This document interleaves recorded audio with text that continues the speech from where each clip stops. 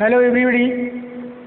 Today we will discuss about the new topic that is related to the family rootacy in the taxonomic family.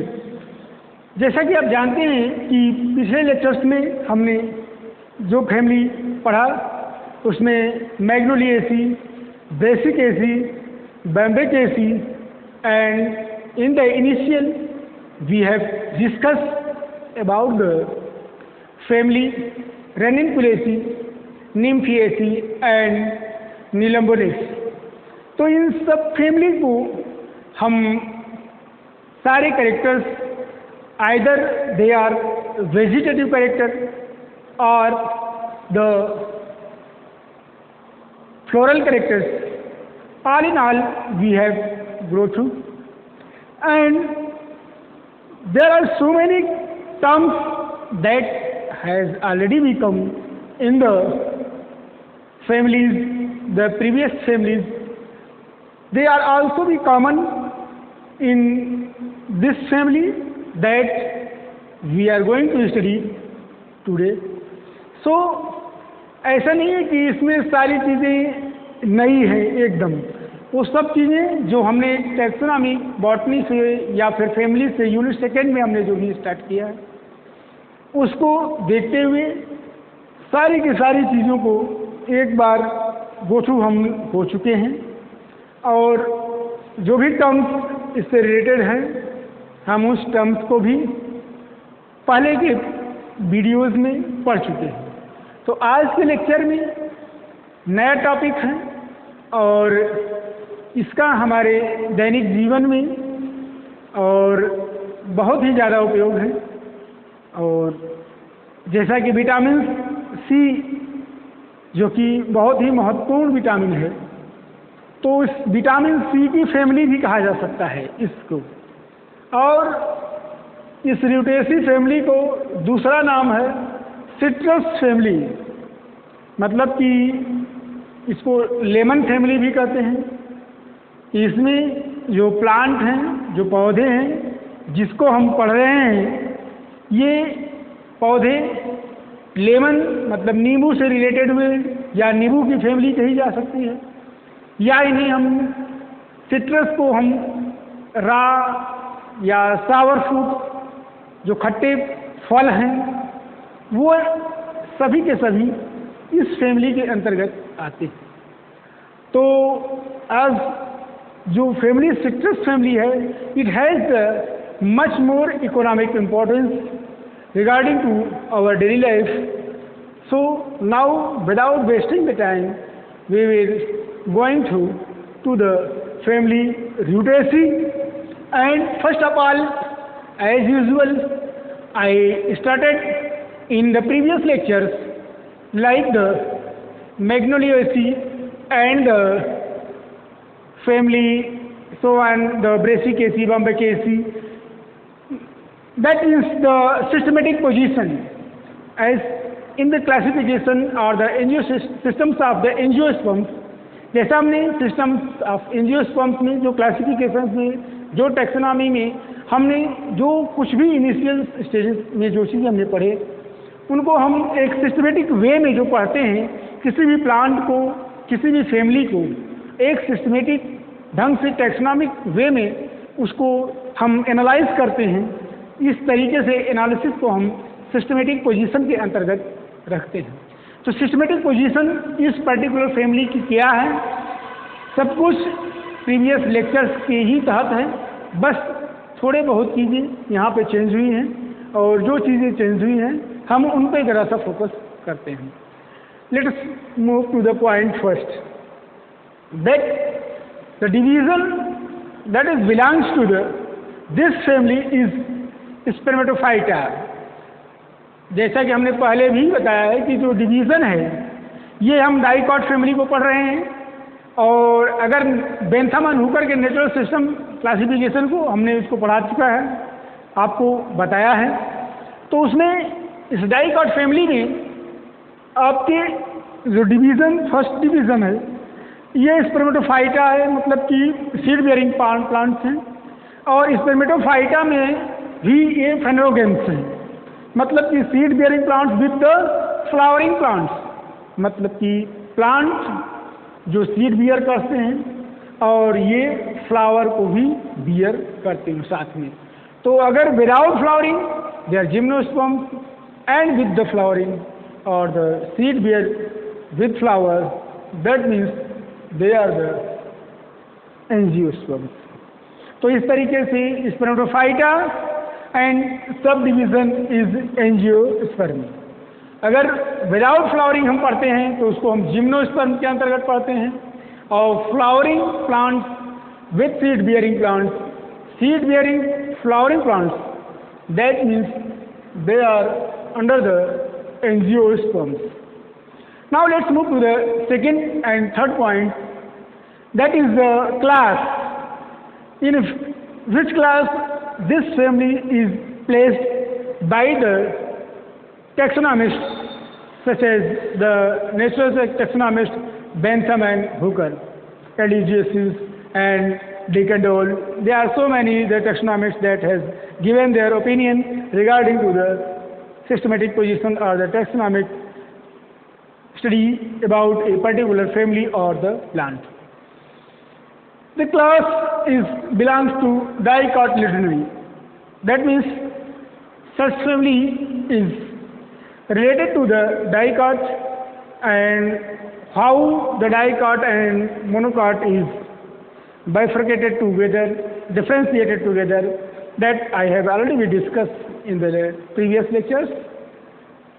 Now the Dicotyledonary, there are so many families that is the related to the dicot, and in some of them one is the Rutaceae, that means that also भी ये dicot family, यह भी dicot family से belong करता है। तो dicot family से belong करने के कारण हम इसके क्लास को, वर्ग को, हम इसको Dicotyledonary के अंतर्गत हम पढ़ते हैं। फिर हम अगले जो टर्म्स हैं उस पर आते हैं। The next terms, that is the sub class. सब क्लास इज पॉलीपिटेली। तो पॉलीपिटेली के बारे में हमने बताया है कि किस कंडीशन में हम पिटल्स को पॉली प्रीफिक्स को ऐड करते हैं, and in what condition the word gamo is used as prefix। तो जो गैमो शब्द है कब उसको इस्तेमाल करते हैं और पॉली कब इस्तेमाल करते हैं, इस सब को हमने प्रीवियस लेक्चर में बताया है। आज भी बता दे रहे हैं कि जब पीटल्स और सिपल्स, अगर पॉलीसिपेलस है तो हम सिपल्स को पढ़ रहे हैं, यहाँ पे पॉलीपिटेलस है, इसका मतलब है हम पिटल्स को पढ़ रहे हैं। पिटल्स मीन्स कोरोला। तो पॉलीपिटेलस जो कि ये सब क्लास है, और मतलब कि जो पिटल्स हैं ये एक दूसरे से फ्री हैं, जुड़े हुए नहीं हैं। तो जुड़े हुए नहीं होने के कारण हम इसको पॉली शब्द यहाँ पे इस्तेमाल किए हैं, और अगर ये आपस में जुड़े होते हैं तो हम उसको गैमो शब्द का इस्तेमाल करते हैं। अब आते हैं सीरीज डिस्सीफ्लोरी। तो मतलब यहाँ पे disc shaped something to the found at the base of the ovary. तो यहाँ पर डिस्क जैसा समथिंग यहाँ पे पाया जाता है। तो इस डिस्क जैसे अपीयरेंस के कारण ही हम इसको डिस्सीफ्लोरी के अंतर्गत यहाँ पे हम देख रहे हैं कि इसको पढ़ते हैं, जो कि सीरीज डिस्सीफ्लोरी से बिलोंग करता है। फिर आते हैं next point in the systematic position, that is the order. तो अभी पहले जो भी आर्डर रहे हैं उसको हमने ये आर्डर्स समज, रेनल्स, मालवेल्स, इनके अंतर्गत हमने पढ़ा। और जो सीरीज रही है वो थैलेमीफ्लोरी थी, लेकिन अब इस फैमिली र्यूटेसी को हम उनसे डिफर या उनसे आगे कुछ अलग चीज़ों को पढ़ेंगे कि यहाँ पे सीरीज डिसिफ्लोरी है और आर्डर जिरेनियल्स है। ठीक है, जिरेनियल्स। और फैमिली तो आप जान ही रहे हैं कि फैमिली ये जो है आपका फैमिली र्यूटेसी है, जिसको हम सिट्रस फैमिली के अंतर्गत पढ़ते हैं। तो जो भी इसके सिस्टमेटिक पोजीशन हैं, अब हम उन सारे के सारे पोजीशंस को एक एक करके इन जो टर्मिनोलॉजी हैं, either they are vegetative characters or the floral characters, हम उन सबको एक दूसरे से कोरिलेट करेंगे। कोरिलेट करने के बाद फिर उनको आपके सामने एक्सप्लेन करेंगे कि कैसे एक दूसरे से कोरिलेट हैं। Now let's move to the topic, that is the distribution. आप देख रहे हैं कि जो डिस्ट्रीब्यूशन है, यहाँ इनका जो फैलाव है, जो विस्तार है इस फैमिली का, वो किन किन स्थानों पर बहुतायत में पाए जाते हैं, मेजॉरिटी ऑफ नंबर्स कहाँ पे पाए जाते हैं, हम उन सब चीज़ों को देखेंगे। तो यहाँ पर जो वर्ड है टेम्परेट और दूसरा है ट्रॉपिकल रीजन्स, आप लिख करके हैं। तो टेम्परेट मतलब कि ज़्यादातर जो यूजुअली जो number of plants belongs to this family is the found their self at the temperate region. Temperate region means the regions from the latitude of 66.5 to the poles of the 90 degrees। अगर हम अर्थ की बात करते हैं, यहाँ पर ये अर्थ है, ये इक्वेटर है और इक्वेटर के दोनों तरफ 23.5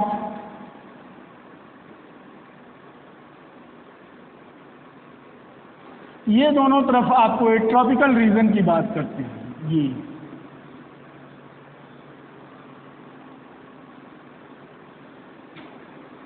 और यहाँ से लेकर 66.5 तक 23 से लेकर के ये वाला रीजन, ये वाला एक टेम्परेट है और ये सभी जो 66.5 से लेकर के 90 डिग्री तक, यहाँ तक ये वाला पार्ट एक पोलर रीजन है।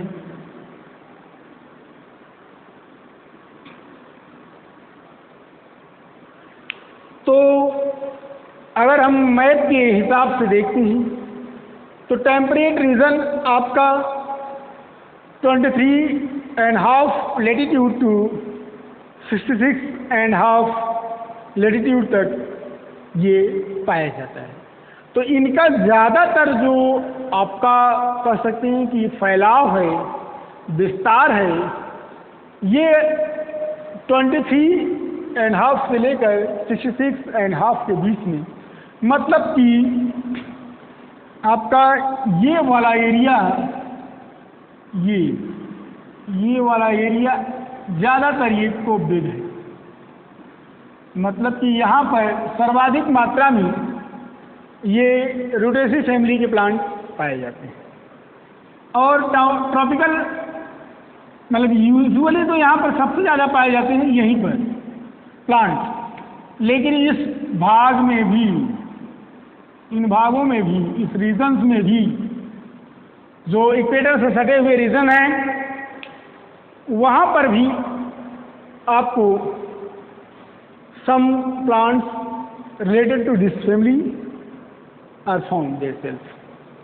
तो इस तरीके से आप समझ रहे होंगे कि टेम्परेट रीजन और ट्रॉपिकल रीजन ये कहाँ पे पाए जाते हैं, और ज़्यादातर जो प्लांट्स हैं इस फैमिली के वो आपके टेम्परेट रीजन में हैं, और कुछ प्लांट्स ऐसे हैं जो कि ट्रॉपिकल रीजन में भी पाए जाते हैं।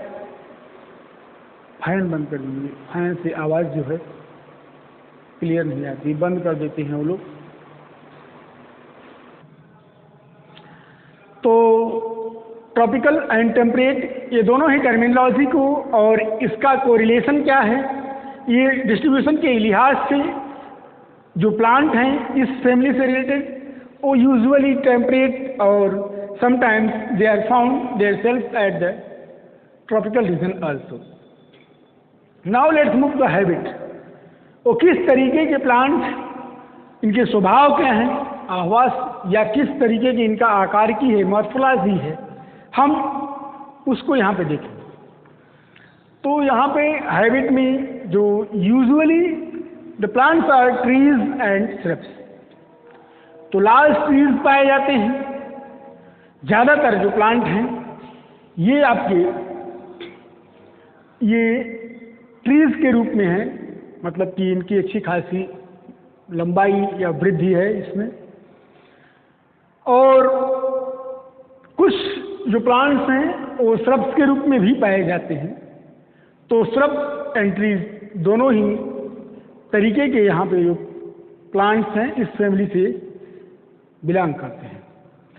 लेकिन बट समटाइम्स हर्ब्स आल्सो, कुछ समय या कुछ स्थानों पर ये हर्ब्स मतलब कि छोटे या हर्बिसियस प्लांट जो कि श्रब्स से भी छोटे हैं, ट्रीज से भी छोटे हैं, तो इस तरीके से कुछ हर्ब्स प्लांट भी पाए जाते हैं, जैसे मोराया एक्सोटिका। ये बहुत ही इम्पोर्टेंट प्लांट है जो रूडेसी फैमिली से बिलोंग करता है, और ये ज़्यादातर हमारे आसपास के जो बाग बगीचे हैं उनमें ये देखने को मिलता है। और श्रब्स की बात करते हैं तो फिर आप Evodia and some other plants also भी give their appearance like the shrubs, and the lemon families also भी under the shrubs. And if you are going to study the trees, मतलब ट्री के आधार पर अगर देखते हैं कि ट्री कौन कौन से हैं, तो कुछ एग्जाम्पल आपको फेरोनिया, जिसे कैच भी कहा जाता है, ठीक है। तो इसमें जो आपने देखा कि सभी तरीके की प्लांट्स यहाँ पर पाए जाते हैं, कि वो ट्रीज हैं, श्रब्स हैं, हर्ब्स हैं। अब हम आते हैं रूट की बात करते हैं। तो रूट इसमें आपकी tap and branch, as usual हमने पहले भी बताया है कि जो टैप रूट्स हैं ये ज़्यादातर आपके डाइकॉट फैमिली से बिलोंग करते हैं। तो डाइकॉट फैमिली में जो रूट्स हैं यूजुअली टैप हैं, इसलिए ये भी एक डाइकॉट प्लांट है, और ये भी टैप रूट इसमें पाई जाती है। और रूट में सम सेकेंडरी रूट्स आल्सो भी, ऐसा नहीं है कि कोई सिंगल रूट्स में। यहाँ पर एक रूट का इस तरीके से, और जैसे ये जो है जो मेन रूट है इसको हम टैप या प्राइमरी रूट, और इससे जो लगे हुए जो रूट्स हैं इनको हम सेकेंडरी रूट के रूप में भी जानते हैं। तो टैप रूट में दो रूट प्राइमरी और सेकेंडरी हैं, और इन सर्च ऑफ वाटर की तलाश में ये जो है बहुत नीचे तक अर्थ की अपनी सर्च जारी रखते हैं। Now let's move to the stem. Stem कैसी है? एज यूजुअल हमने जो पिछले लेक्चर्स में भी पढ़ा, चाहे बॉम्बेटेसी को देखी, चाहे आप मैग्नोलेसी को देखिए, इरेक्ट क्लाइंबिंग। इरेक्ट शब्द हमने बताया है कि इस तरीके की अगर ओरिएंटेशन है ये अर्थ की अपवर्डली, अगर ये स्टेम जो है अपने आप को डेवलप करती है, तो इस तरीके के डेवलपमेंट को हम क्या कहते हैं कि इरेक्ट। और इसमें क्लाइंबिंग, ज़्यादातर ये क्लाइंबिंग स्टेम्स हैं। क्लाइंबिंग का मतलब है कि ये आरोहण करती है, ठीक है, either by their self or as a some accessory other plants, जैसे कि कुछ असिस्टेंस प्लांट्स हैं जिससे वो अपने आप को एडजस्ट करते हैं, क्लाइंब करते हैं उनसे। ब्रांच्ड हैं, जाहिर सी बात है कि बहुत सारी शाखाएं इनके स्टेम से निकलती हैं, इस कारण से हम इनको ब्रांच कहते हैं।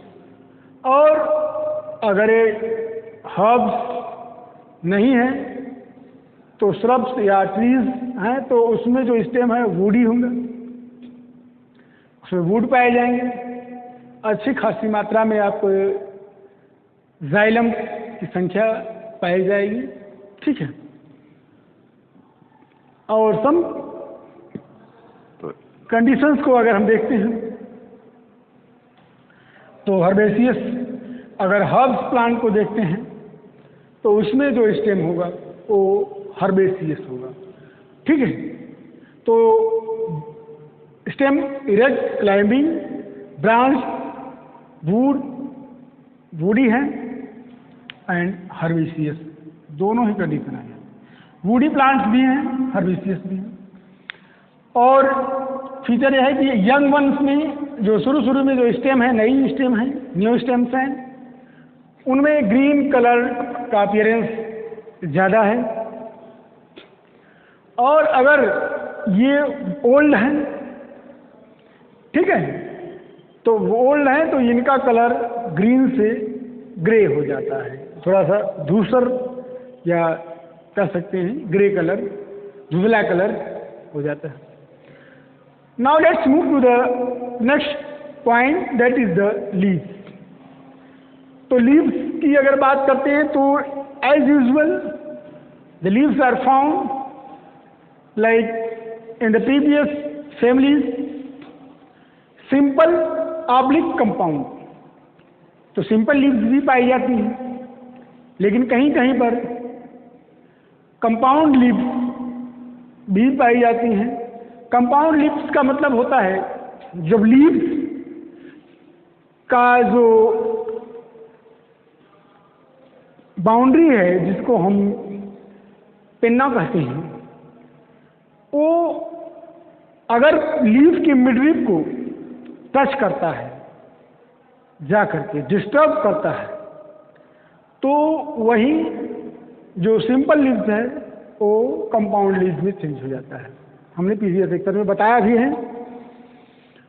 Usual alternate, rarely opposite.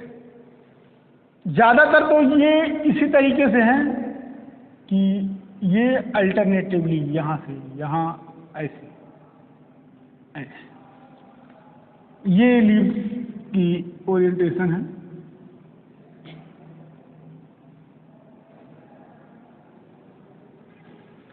Alternate है, लेकिन सिर्फ अल्टरनेशन नहीं, कुछ कभी कभी किसी प्लांट में ये आपका ये अल्टरनेशन की जगह पे आपको अपोजिट डेकोसेट और अपोजिट टाइप का भी पाया जाता है। जैसे कि अब आप ये एक ऐसे, ये एक लीफ यहाँ, ये दूसरा लीफ की ओरिएंटेशन ऐसे, एक लीफ यहाँ तो एक लीफ यहाँ, ठीक है। तो अपोजिट, ये इसके अपोजिट है, इसके अपोजिट है, ये दोनों एक दूसरे के अपोजिट हैं। जो कि अगर इनको ले आकर के यहाँ पे एडजस्ट करते हैं तो ये ओरिएंटेशन आएगा। ठीक है, अगर इसको यहाँ पे ले आकर के एडजस्ट करते हैं तो ये ओरिएंटेशन आएगा। तो ऑल इन ऑल किसी एक पर्टिकुलर पॉइंट पर जो लीफ है उसका ओरिएंटेशन अपोजिट या फिर किसी एक पेयर ऑफ लीफ को अगर हम एडजस्ट करते हैं दूसरे पेयर ऑफ लीफ से भी तो अपोजिट ओरिएंटेशन पाया जाता है। तो अपोजिट ओरिएंटेशन ये रेयर कंडीशन में पाया जाता है। ठीक है, लेकिन यूजुअल कंडीशन में अल्टरनेट है। अल्टरनेट हमने बताया कि बस एक यहाँ लीफ एक यहाँ इस तरीके से। Now let's move to the next topic, next point, sorry, that is the floral characters. अभी यहाँ से यहाँ तक हमने वेजिटेटिव कैरेक्टर्स के अंतर्गत हम इन चीज़ों को पढ़े कि उसका डिस्ट्रीब्यूशन क्या है, कहाँ कहाँ ये पाए जाते हैं, हैबिट क्या है, किस तरीके के पौधे हैं, रूट क्या है, रूट का जो एनाटॉमी या फिर उसकी मॉर्फोलॉजी अगर हम उसको पढ़ते हैं तो किस तरीके की रूट है यहाँ पे उसको पढ़ा। तो टिपिकली डाइकॉट ओरिएंटेशन है जैसा कि डाइकॉटिलिडेंस में पाई जाती है, और जो स्टेम है उसके बारे में, फिर लीव्स के बारे में हमने पढ़ा एक एक करके। अब हम फ्लोरल कैरेक्टर्स के बारे में पढ़ेंगे और फ्लोरल कैरेक्टर्स में क्या क्या बातें आती हैं उनको देखिए। तो यहाँ पर इन्फ्लोरेसेंस, सबसे पहले फ्लोरल कैरेक्टर्स में हम इसको देखते हैं। तो ये साइमोस और रेसिमोस, जैसा कि हम पहले भी लेक्चर्स में शुरू से ही पढ़ा रहे हैं। साइमोस क्या है, रेसिमोस क्या है, जैसे कि यू ऑलरेडी भी known about it and familiar with it, so that हम यहाँ पर फिर इस चीज़ को रिपीट नहीं करेंगे कि साइमोस और रेसिमोस मतलब यूजुअली ज़्यादातर जो प्लांट हैं वो साइमोस टाइप के हैं, लेकिन कुछ प्लांट रेसिमोस टाइप के भी पाए जाते हैं। Solitary axillary, the word solitary, that means the single unit, means if you are going through the inflorescence characters, how the flowers are adjust themselves at a particular axis, floral axis, that only single flower found at a particular point of floral axis. इस floral axis पर इस particular point पर कोई एक flower जो है ये पाया जाता है। ठीक है, और एक्सिलरी है जिसे हम टर्मिनल भी कहते हैं, मतलब ये लास्ट जहाँ पे स्टेम की एंडिंग हो रही है वहाँ से इन्फ्लोरेसेंस पर किसी एक फ्लावर से यहाँ से ओरिएंटेशन हो रहा है, ओरिजिन हो रही है। Single flower, solitary, axillary, that means the last position. Terminal corymb, मतलब जो टर्मिनल लास्ट जो इन्फ्लोरेसेंस की ओरिएंटेशन है कोरिम टाइप का है, मतलब उसमें बहुत सारे साथ के ही जो फ्लावर हैं वो किसी एक एक्सिस पर ही जा करके अपने आप को पाते हैं। ये कंडीशन आपकी कोरिम्ब कंडीशन है। ठीक है, तो यहाँ तक I hope you have cleared it, and now we will discuss the next point, that is the flower. अब देखेंगे फ्लावर किस तरीके के हैं और उनकी बनावट या फिर उनके जो फ्लोरल कैरेक्टर्स हैं उसमें क्या क्या चीज़ें यूनिकनेस हैं। पेडिसिलेट, मतलब कि यहाँ पे पेडिसल जो फ्लावर में है ये पाए जाते हैं। इब्रैक्टिएट, मतलब कि कैलिक्स के अलावा जो आपका पेटल्स हैं उसके अलावा भी एक bracts around it find there self, तो इब्रैक्टिएट कंडीशन है। हार्मेफ्रोडिट मतलब बायोसेक्सुअल, यहाँ पर बाइसेक्सुअल कंडीशंस भी पाई जाती है ज़्यादातर, और कुछ कुछ स्थानों पर कुछ कुछ प्लांट्स में, in some plants there are unisexual conditions are also भी कॉमन। उनमें कुछ एग्जाम्पल हैं, फेरोनिया, इवोडिया।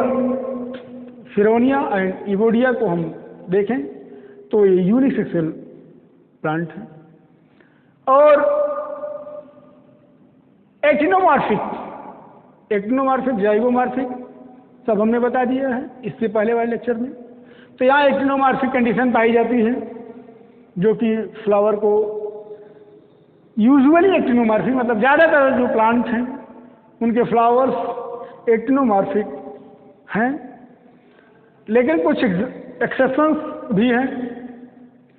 उन एक्सेप्शंस को हम अगर रिगार्ड करते हैं तो उनमें कोरिया, ठीक है, एक प्लांट है कोरिया, और ये प्लांट में जाइगोमॉर्फिक कंडीशन पाई जाती है फ्लावर में। जो फ्लावर की कंडीशन है वो जाइगोमॉर्फिक है। हाइपोगाइनस, अब हाइपोगाइनस, इपीगाइनस, पेरीगाइनस, ये सारी चीज़ें हमने पहले भी पढ़ चुके हैं, लेकिन यहाँ पर जो कंडीशन है फ्लावर की, ये हाइपोगाइनस है। Complete, that means all the floral characters that is necessary for a particular flower is present here. That means they are totally completed all the requirement of a particular flower regarding to the taxonomic study point of view. That means the completeness either means that they are calyx, corolla, endosteum, gynoecium, all of them are present at that time. And पेंटामिरस, तो पेंटामिरस का मतलब है कि यहाँ पर 5 जो है ये पेटल्स हैं, 5 पेटल्स अपने आप में एडजस्ट किए हुए हैं। कहीं कहीं पर टेट्रामेरस भी पाया जाता है, लेकिन वो यूजुअल नहीं है। Now next point is calyx. किसी भी फ्लावर की जो सबसे बाहरी जो बाउंड्री है, आवरण है, उसे हम कैलिक्स से हम डिनोट करते हैं। और कैलिक्स को टैक्सोनॉमिक वे में, बॉटनिकल जो लैंग्वेज है, बॉटनिकल भाषा में हम उसको सिपल से इंडिकेट करते हैं, सिपल्स से बताते हैं। और सिपल्स की संख्या कितनी है? 5, usually 5, but in some cases are 4। मतलब 5 तो ज़्यादातर सभी में लगभग पाए जाते हैं, सभी प्लांट में, लेकिन कुछ प्लांट ऐसे हैं जिसमें कि आपको 4 भी कैलिक्स आपको देखने को मिलेंगे। Now the next, that means the free और फ्यूज्ड। तो फ्री भी रहते हैं, अगर फ्री हैं तो पॉलीसिपेलस कंडीशन, और फ्यूज्ड हैं तो गैमोसिपेलस कंडीशन। तो इस तरीके से पॉली मतलब सिपेलस फ्री एंड गैमोसिपेलस फ्यूज्ड। तो यही है गैमोसिपेलस। ट्यूबुलर मतलब यहाँ पर जो आपको कैलिक्स हैं, ये यहाँ पे इसमें कुछ ट्यूबुल्स लाइक स्ट्रक्चर्स यहाँ पे पाए जाते हैं। Imbricate deciduous. इम्ब्रिकेट मतलब कि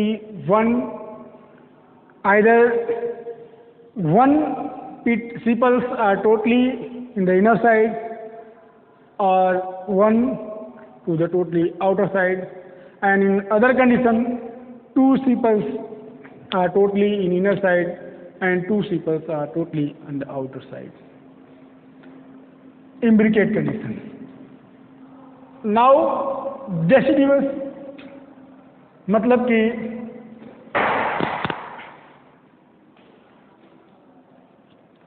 आइए सर, ये वैसे मोबाइल आपका गिर गया है।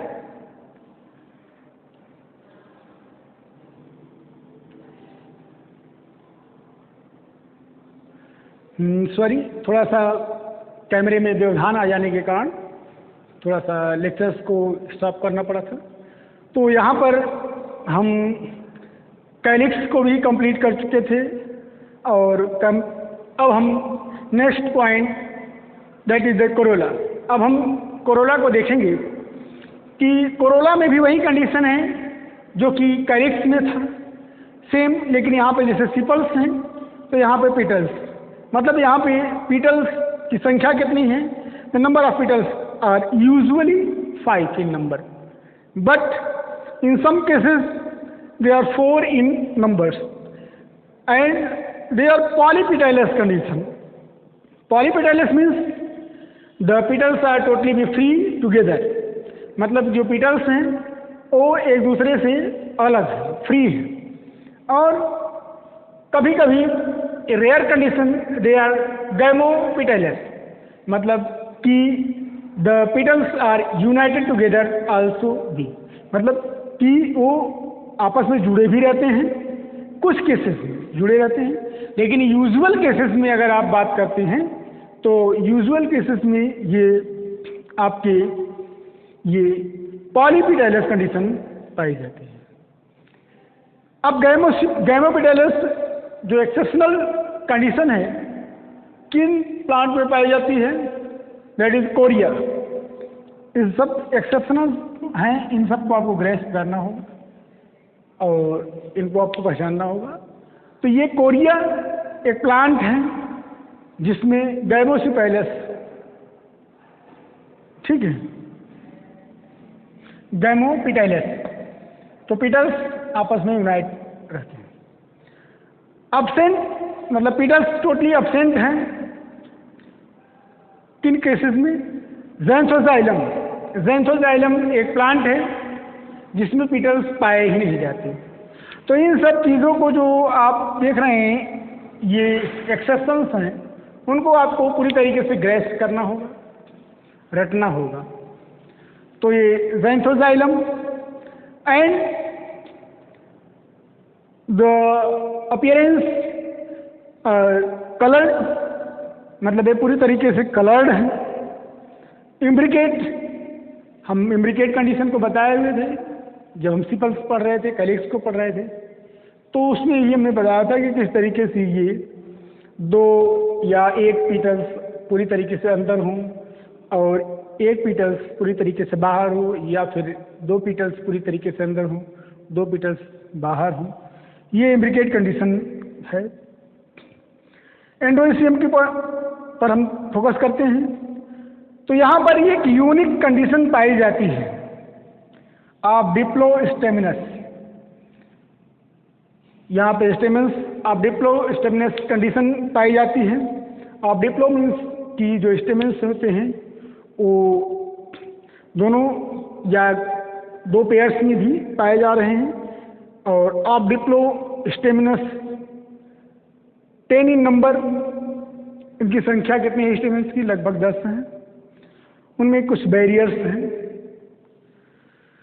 इन सिट्रस न्यूमरस स्टेमन्स, जो सिट्रस प्लांट हैं, नींबू के जो पौधे हैं, उनमें आप देखेंगे स्टेमन्स की संख्या बहुत ज़्यादा होती है। इसी कारण आप देखोगे नींबू जो है बहुत सारे गुच्छ में पूरी तरीके से पाए जाते हैं। बहुत सारे जो फ्लावर्स होते हैं उनमें स्टेमन्स जो है देखेंगे कि बहुत सारे स्टेमन्स होते हैं। पॉलीएडल्फस कंडीशन, ये सब चीज़ें आपको ग्रेस्प कर लेनी होगी। पॉलीएडल्फस कंडीशन और एंथर इंट्रोस, जो एंथर्स हैं वो इंट्रोस हैं, मतलब अंदर की तरफ ओरिएंटेशन है, और उन्हीं बेसिस पर उनके जो स्टेमेंस आकर के ये फ्लोरल एक्सिस पर जुड़े हुए हैं, ठीक है। वहाँ से फिलामेंट्स आकर के, कनेक्टिव एंड फिलामेंट्स आकर के यहाँ पे एडजस्ट होते हैं, जुड़ते हैं। डाइथिकस कंडीशन है, बेसिफिक्स्ड वर्सेटाइल, बेस से जुड़े होते हैं, बेसिफिक्स्ड तरीके की कंडीशन है। ये देखिए, ये बेसिक टेस्ट। वर्सटाइल कंडीशन है, ये वर्सटाइल कंडीशन। तो basic fixed, versatile condition. And next point is the gynoecium. तो गाइनोइशियम मतलब ये मेल पार्ट, ये फीमेल पार्ट। तो गाइनोइशियम है पेंटाकार्पिलरी, मतलब 5 कार्पेल्स हैं, यूनाइटेड बेस से जुड़े होते हैं। ओवरी विथ फ्यूज्ड स्टाइल, तो ओवरी में बहुत सारे जो स्टाइल्स हैं, ये आपस में जो स्टेमेंस हैं उनके आपस में फ्यूज्ड हुए हैं, जुड़े हुए हैं। इन्फेरोनिया 1 कार्पेल, यहाँ पे पेंटाकार्पिलरी यूजुअल कंडीशन है 5 कार्पेल्स, लेकिन फेरोनिया जो कैथ है उसमें 1 कार्पेल्स पाए जाते हैं। नेक्टेरिफेरस डिस्क, यहाँ पे एक डिस्क पाया जाता है इसके नीचे। और एनाट्रोपस ओव्यूल्स एनाट्रोपस कंडीशंस में भी पाए जाते हैं। Now let's move to the next topic, that is related to the family Rutaceae. Next point is the fruit. अब हम देखेंगे कि अभी हमने floral vegetative characters, floral characters के जितने भी पार्ट्स हैं एक एक करके हमने सबको स्टडी किया।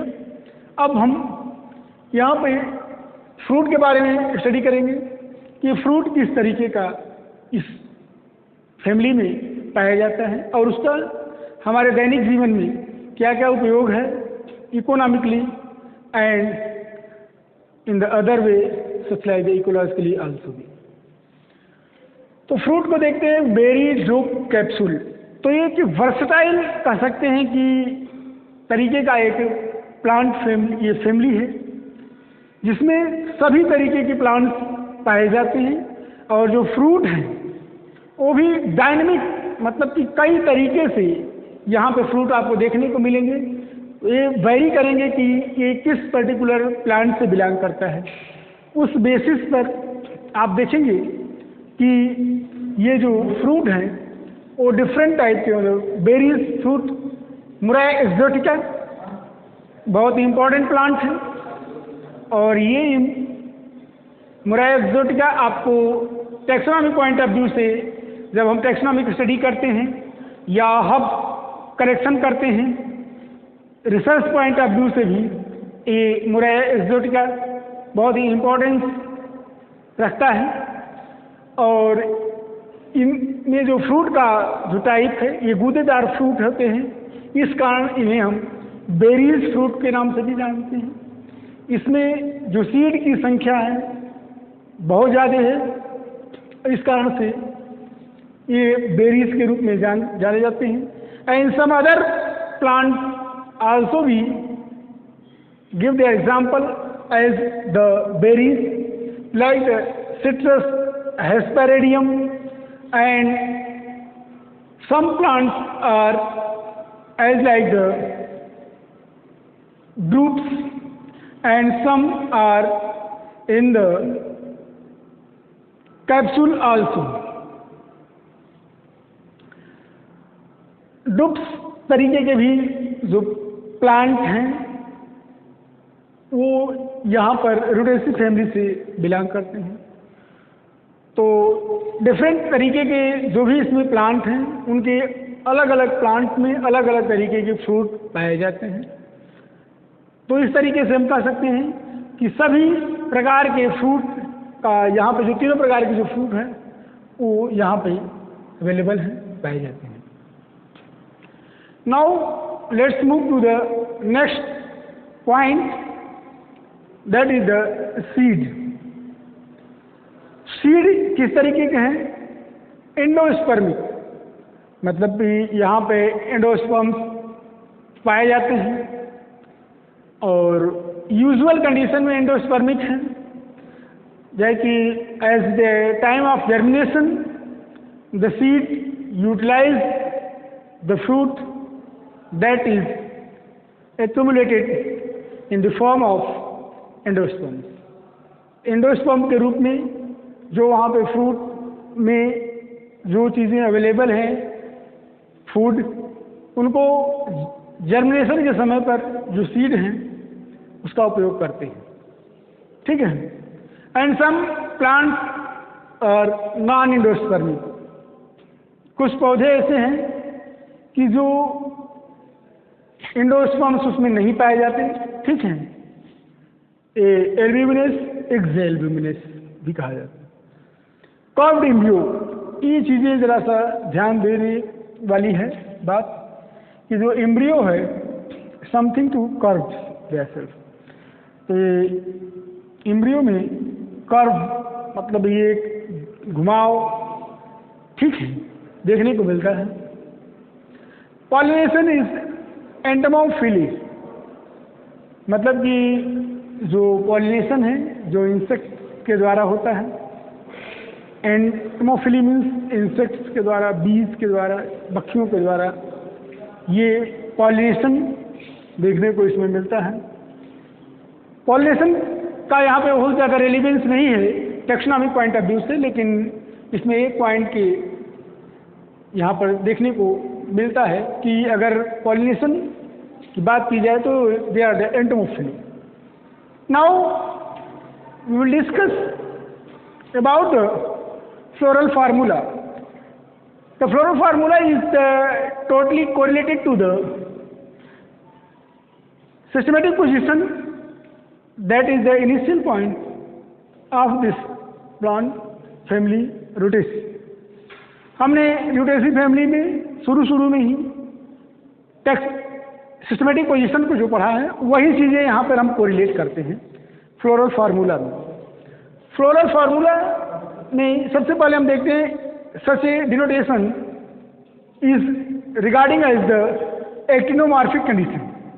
Actinomorphic condition that means the flowers are vertically subdivided into two equal half, either they are going through to any axis. If you are cutting the sections, vertical sections, then you will find the two equal half of a particular flower.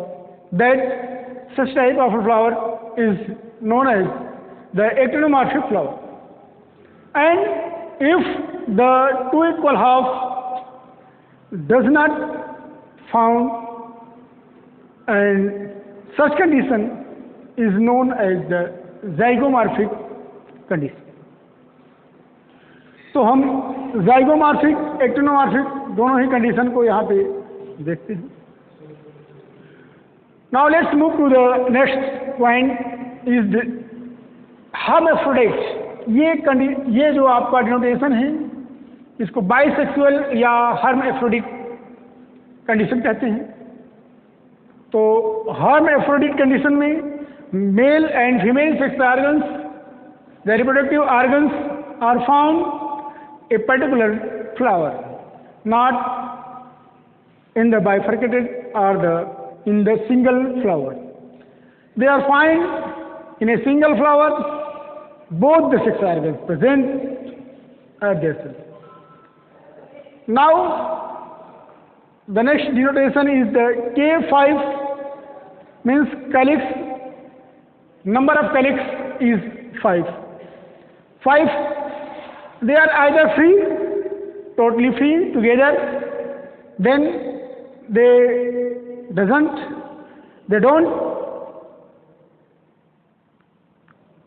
place into a bracket. Without the bracket, then is the free condition. So polycephalous condition.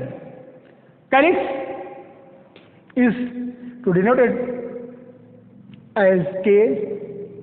And in free condition they don't have a boundary of bracket. And if the sepals are united together, they don't be in fused condition, they don't be in free condition, sorry, अगर free condition में नहीं है तो ये गैमोसिपैलस है और इनको एक बाउंड्री के तहत एक ब्रैकेट लगा दिया जाता है। यहाँ पे ब्रैकेट है तो गैमोसिपैलस, ब्रैकेट नहीं है तो पॉलीसिपैलस। फिर यहाँ पे कोरोला को हम सी से रिप्रेजेंट करते हैं और नंबर ऑफ कोरोला यहाँ पे 5 है। और polypetalous condition, usual condition is the totally with the polypetalous, means the petals are totally free together, not united at any point. In usual condition, but in real condition or the exceptional point of view, there are some gemmosipalous conditions we also be found. Now the A means endoecium, that means the number of stamens are 10. Of diplostamenous, that is the most evolved characters of this family of condition, of diplostamenous condition. That is the remarkable point for this particular family. आप Diplo condition आप याद कर लीजिए, grace कर लीजिए कि आप Diplo condition आपको रोडेसी फैमिली को देखने को मिलेगा। नंबर ऑफ स्टेमेंस इसमें 10 है और जी मतलब कि गायनोसियम, द कार्पेल्स और 3 to 5 and superior condition and ovules are anatropous। तो ovules आपको anatropous तरीके के पाए जाते हैं और 3 to 5 यहाँ पे 3 कार्पेल्स को हमने यहाँ पे दिखाया हुआ है, ये आप यहाँ देख सकते हैं। ये ओवरी वाल है और यहाँ पर जो ओव्यूल्स हैं 3 हैं। फ्लोरल फार्मूला को हम फ्लोरल डायग्राम से अब कोरिलेट करते हैं।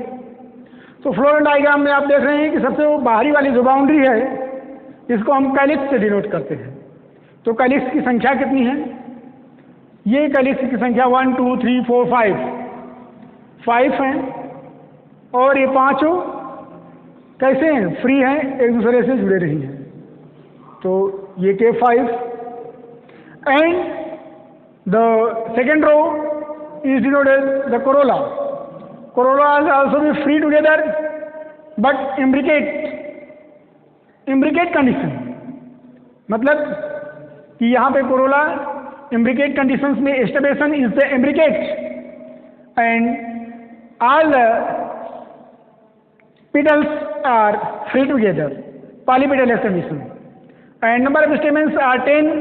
Then you will see here 1 2 3 4 5 6 7 8 9 10 in 2 rows of diplo conditions. Some barriers are also be found at that particular conditions and in this family, that is the Rutaceae family, यहाँ पे आप Diplo स्टेमिनस conditions पाए जाते हैं। Stamens को 2 रो में एक barrier के रूप में भी देखा जा सकता है।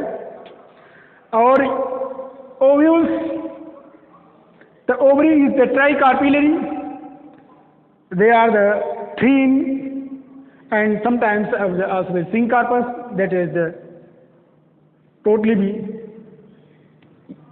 fused together or united together।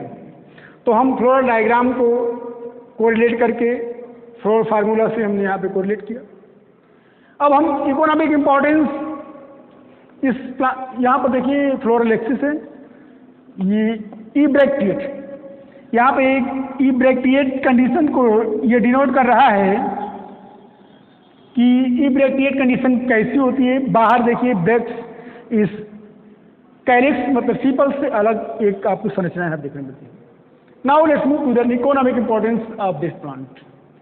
Some important plant लगभग 4-5 यहाँ पे हम स्टडी करेंगे और हैं तो बहुत सारे प्लांट्स, लेकिन यहाँ पे कुछ जो हमारे दैनिक जीवन में जिससे हम परिचित हैं, जिसको हम आप बताएंगे आप समझ जाएंगे। पहला प्लांट है सिट्रस ऑरेंटिफोलिया। ये कागजी नींबू आप देखे होंगे बाजारों में, बहुत बड़े बड़े साइज में आपको दिखाई देते हैं। ये वोमिटिंग में अगर हम बॉयल करके वाटर को अगर इसके रस को यहाँ पे मिला करके पिला देते हैं तो वोमिटिंग को स्टॉप किया जा सकता है।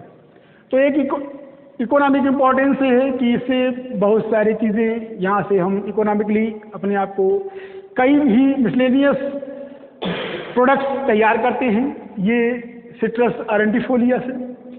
तो economic importance point of view से इसका एक बोटानिकल प्लांट, बोटानिकल नेम है सिट्रस ऑरेंटिफोलिया। ये आपको रटा होना चाहिए और ये अंडरलाइन 2 पार्ट्स में रहता है। तो बाइनोमियल नॉमेनक्लेचर जैसा कि आपने कैरोलस लीनियस द्वारा जो दिया गया है उन्हीं के तहत ये सारे नाम या नॉमेनक्लेचर आपको यहाँ पे किए जा रहे हैं। दूसरा प्लांट है सिट्रस, सी मीन्स सिट्रस, आरेंटियम जो नींबू, ये आपका हमारे यहाँ जो पाए जाते हैं लेमन्स जिससे कहा जा सकता है, कागजी नींबू नहीं, जो सामान्य नींबू है उसको हम सिट्रस आरेंटियम कहेंगे और नींबू के रूप में। तो they is used in many use in the miscellaneous type of products as the pickles and some murabbas, other products also be. Now let's move the third point is the citrus, C means citrus, citrus sinensis. This is the mosmi, mosambi used in the different as like the vitamin C. Vitamin C is also be found in a very much more बहुतायत मात्रा में इसमें पाए जाते हैं। Next point that that means the aegle marmelos जिसमें हम bell कहते हैं, ये ज़्यादातर गाँव में या आपके बागीचों वगैरह में ये देखने को मिल जाता है। तो अष्टमक डिसऑर्डर में ये एजिल मार्मिलस बहुत ज़्यादा इसका उपयोग है और ये डिफरेंट तरीके से यूटिलाइज किया जाता है, रा भी एंड इसको पका करके भी हम यूज करते हैं। और economic importance point of view से ये बहुत ही अच्छा फ्रूट है और इसको हम मिसलेनियस प्रोडक्ट्स इससे हम तैयार करते हैं। Now let's move to the next point, that is the Feronia limonia, that means the कैंच। इसे हम कैंच के रूप में या कैंच के नाम से भी जानते हैं। फेरोनिया लेमोनिया, कैंच बेल जिसे कहा जाता है, कैंच के साथ बेल वर्ड भी यूज होता है। तो कैंच आप जानते ही होंगे, ये ज़्यादातर सिट्रस प्लांट है और इसमें विटामिन सी इसमें भी बहुत आयत मात्रा में पाया जाता है। इसको भी यूटिलाइज करते हैं as pickles, as this in the Holi plant the एजलस मार्मिलस, the leaves of the एजलस मार्मिलस is delivered to the Lord Shiv. तो भगवान शिव को भी ये इसकी पत्तियां जो है उपयोग में ले आ जाती हैं पूजा के दृष्टि से, और इसलिए इसका एक होली यूटिलाइजेशन भी है। पवित्रता के ध्यान से ये एजलस मार्मिलस ज़्यादा इसका उपयोग है।